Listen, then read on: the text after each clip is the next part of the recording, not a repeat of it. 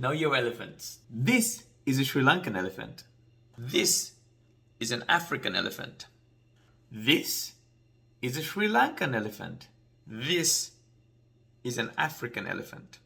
So why do Sri Lankans keep displaying African elephants in their imagery, paintings, and carvings?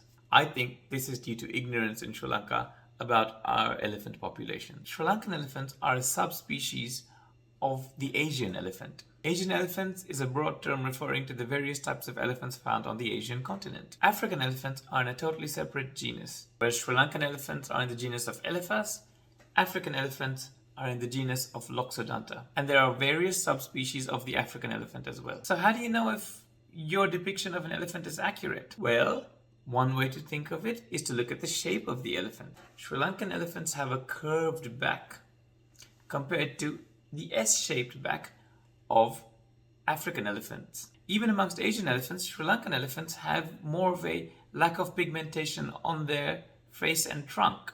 This presents as a pinkish discoloration on the foreheads of some Sri Lankan elephants. Sri Lankan elephants also have a twin-domed head. So if you look at the forehead of a Sri Lankan elephant, you will often find that its head is shaped like two intersecting domes, whereas African elephants have a slanted shape to their head. Only male Sri Lankan elephants produce tusks, and even amongst that, it's a very low number that do so, whereas tusks are present in male and female African elephants. The size and shape of the ears is also important.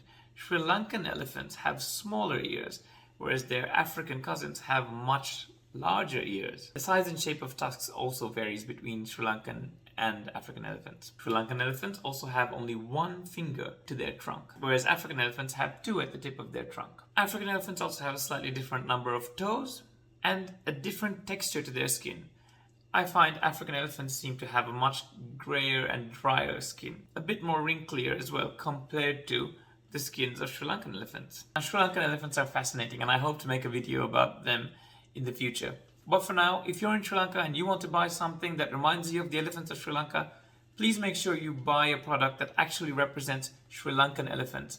You can do that by looking at this list of differences I've presented, as well as going online and making sure that you know what kind of animal your art represents. And make sure you buy depictions of Sri Lankan elephants when you're visiting Sri Lanka. Thank you very much for watching.